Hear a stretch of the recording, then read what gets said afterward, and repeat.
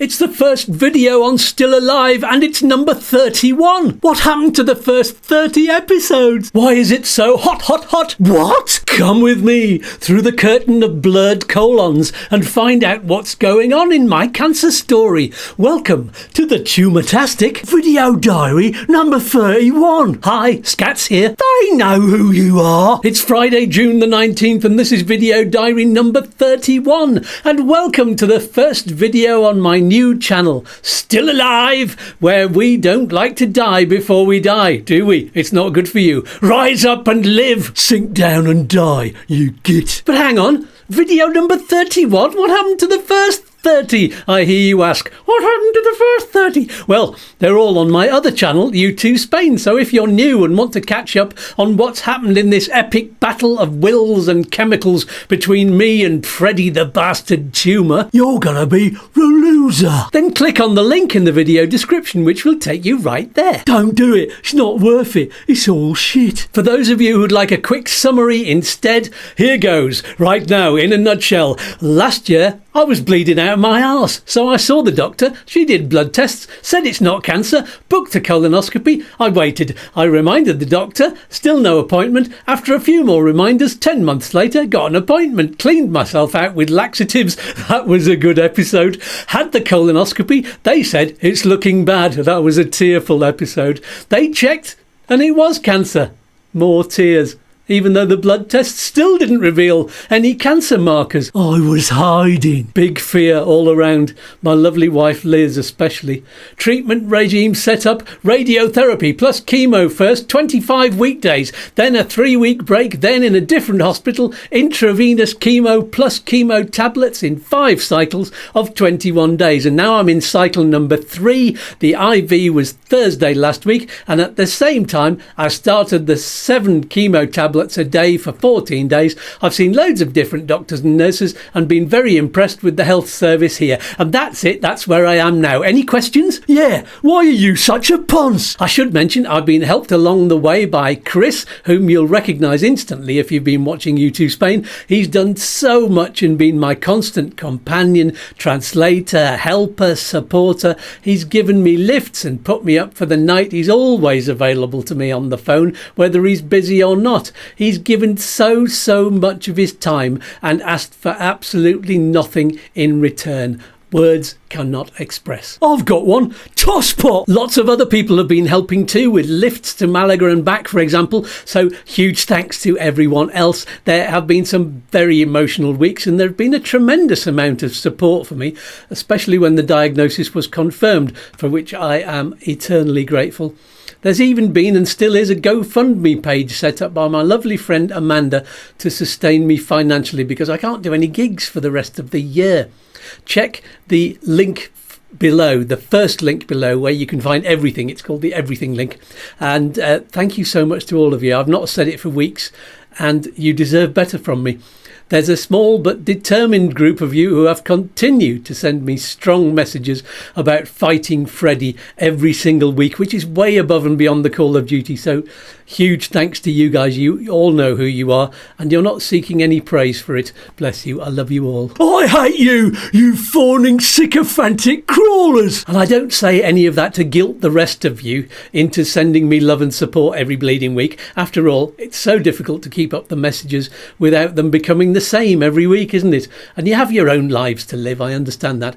But if you do feel like sending me a message, don't worry if it's repetitive or unoriginal. Most things have been said by now. So, you know, just send me a bit of chat. Tell me about what you're doing and whether you've had a metaphorical Freddy of your own to conquer. Because I have a feeling he's not just a tumour, you know. I think he might represent more than that. Let's face it, I'm a writer, so he's bound to have some deeper psychological meaning that I'm either trying to reveal or trying to hide. Let's see what happens, shall we? Oh, it's so exciting, I can't contain myself. So anyway, do I have anything to report this week? Well, the truth is, not actually very much. The most exciting thing is me setting up this new channel, which is about more than just a tumour. It's about celebrating life. So I hope you'll share it with your friends if you like it. Join the Still Alive Facebook group too. There's a link below where you'll find jokes and memes and more to help you enjoy your life. Don't die before you die. Let's get a community of laughter together. Tell the world. You make me sick.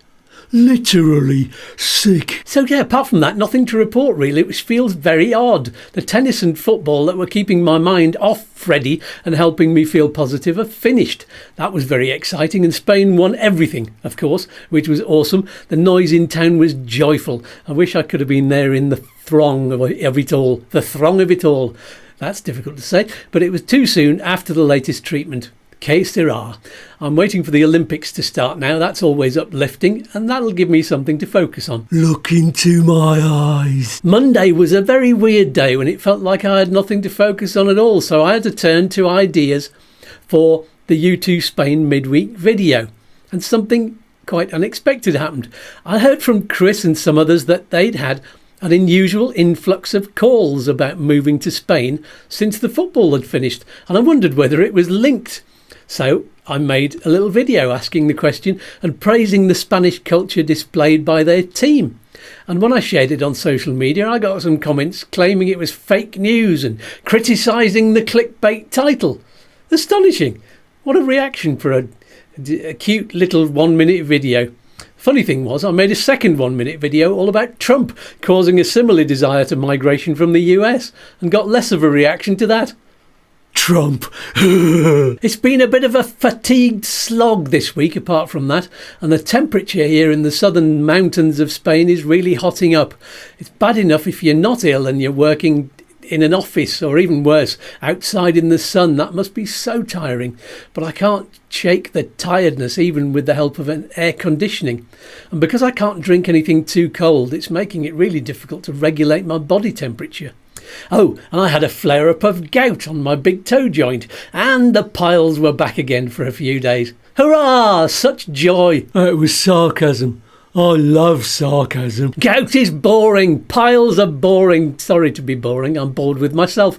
Maybe I should show you some photos of cats doing funny things, or do a little sexy TikTok dance. That's what grabs people these days, isn't it? Tell you what, send me some ideas of what I can do. Yeah, that should be fun. We'll start with absolutely no limits on what you can ask me to do. Let yourself go wild with ideas. Who can come up with the best or most outrageous things for me? I need ideas, people. I've got cancer, you know. You don't have to keep going on about it. There, I've played the cancer card now.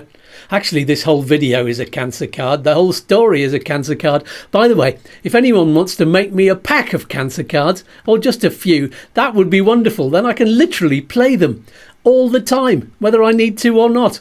Let's see what I can get out of it by doing that. Oh God, I'm going to get into trouble, aren't I? And why not? Get into trouble. Get into trouble. By the way, do you like the new music theme and the logo? Tell me what you think of it. I did share it on Facebook to get some opinions and get advice from some graphic designers, and I think with their advice it's turned out pretty good. Oh, you think so, do you? La! On that note, that's all for this week. Next week I'll see you again. How exciting! Thank you all so much for continuing to follow my story and sharing your own stories and sending messages of support. Tune in next Friday for another thrilling episode of Feck Off Freddy. It's not called that. Keep your fingers and your toes crossed, you lovely people, and as always, raise your drinking receptacle with me. The toast is Still alive. So let's do the Still Alive dance.